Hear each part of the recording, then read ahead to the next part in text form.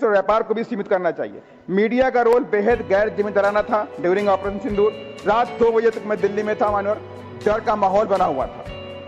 कराची पे नेवी ने हमला कर दिया, कब्जा हो गया है। बाघा बॉर्डर से भारतीय सेना घुस गई है, लाहौर पे कब्जा हो गया। इस तरह के वक्तव्य गैर जिम्मेदाराना वक्तव्य हैं। ऐसे सेंसिटिव मैटर पे मीडिया को भी संभल कर बात रखनी चाहिए।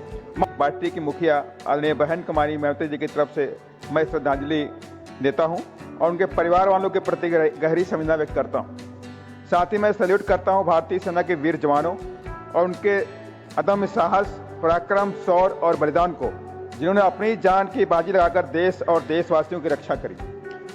मान्यवर, देश में कई बड़ी बड़ी आतंकवादी घटनाएं देखने को मिली हैं, चाहे वो संसद पर हमला रहा हो, चाहे मुंबई में हमला रहा, उड़ी, पुलवामा और पहलगाम में देश और देशवासियों को झकझोर कर रख दिया है।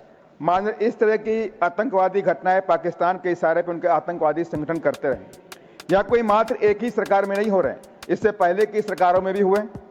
पहलगाम की घटना तो इतनी विभत्स थी कि निहत्थे देशवासियों से धर्म पूछ उनकी हत्या की गई।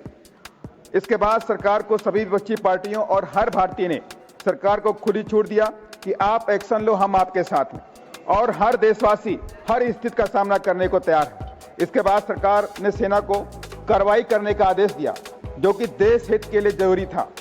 सेना ने कार्रवाई का नाम ऑपरेशन सिंदूर रखा। भारतीय सेना ने अपने अदम्य साहस, पराक्रम के दम पर पाकिस्तान को 3 दिन में घुटने पर लाकर खड़ा कर दिया। फिर अचानक सीज फायर का ऐलान समस्त देशवासियों को झटका और निराश करने वाला था। सभी में चर्चा का विषय था, जब हम जीत रहे हैं तो सीज फायर क्यों। खैर मान्यवर, मैं आपके माध्यम से सरकार से रिक्वेस्ट करूंगा, ऑपरेशन सिंदूर के दौरान जम्मू और कश्मीर में पाकिस्तानी फायरिंग में कई नागरिक और बच्चों की जान गई और सैकड़ों की संख्या में घर तबाह भी हुए। अगर सरकार ने उनको कोई मुआवजा नहीं दिया है तो उन परिवार वालों को मुआवजा भी देने का काम करें। ऑपरेशन सिंदूर के दौरान पाकिस्तान के पक्ष में खुलकर टर्की और चाइना ने दिया, जिसमें J-10C और PL-15 मिसाइल, ड्रोन टर्की ने सप्लाई किया।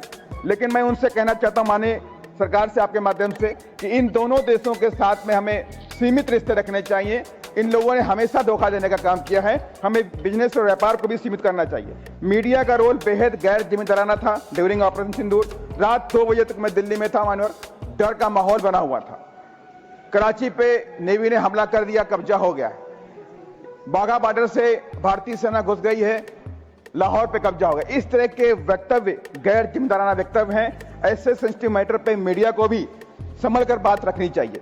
माननीय ऑपरेशन सिंदूर पर सत्ता पक्ष और विपक्ष के द्वारा किस्म किस्म की बातें करी गई। तमाम तरह की पुरानी बातें खोदी गई। देश की आजादी से लेकर किस तरह की बातें जो नहीं भी होनी चाहिए थी इस ऑपरेशन सिंदूर के दौरान, वो बातें करी गई। यह ठीक नहीं है, ये राजनीति का विषय नहीं था।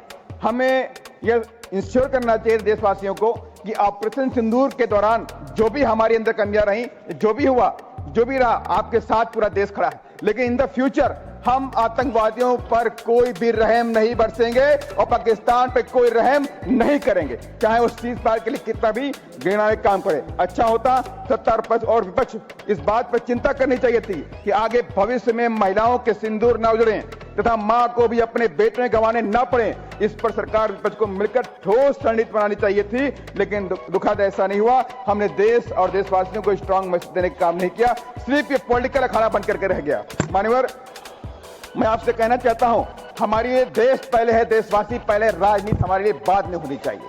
खैर मान्यवर, आखिर में मैं सरकार का ध्यान सेना की भर्ती की तरफ भी लाना चाहता हूं। जब आज पूरे देश के चारों तरफ पाकिस्तान हो, चाहे आपका बांग्लादेश हो, चाहे चाइना हो, ये तीनों लोग आपस में कोलैबोरेशन कर रहे हैं, तो हमें अपनी सेना की ताकत को बढ़ाना पड़ेगा, सेना के रक्षा बजट को बढ़ाना पड़ेगा और सेना के आधुनिकीकरण की तरफ हमें विशेष फोकस भी करना पड़ेगा। मान्यवर, एक चिंता का विषय भी हुआ कि रशिया के अंदर जिस तरह से एयरपोर्ट पर यूक्रेनी ड्रोन ने हमला किया।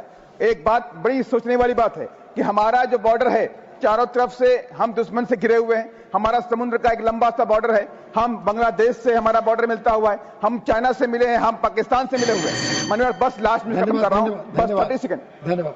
मैं इसको लेकर के मैं माननीय सरकार से कहूंगा कि सीमाओं की सुरक्षा पर विशेष ध्यान दिया जाए ताकि इस तरह की एक्टिविटी कोई भारत के अंदर न होने पाए। माननीय गृह मंत्री जी बैठे हुए हैं, मेरा विशेष अनुमोदन है।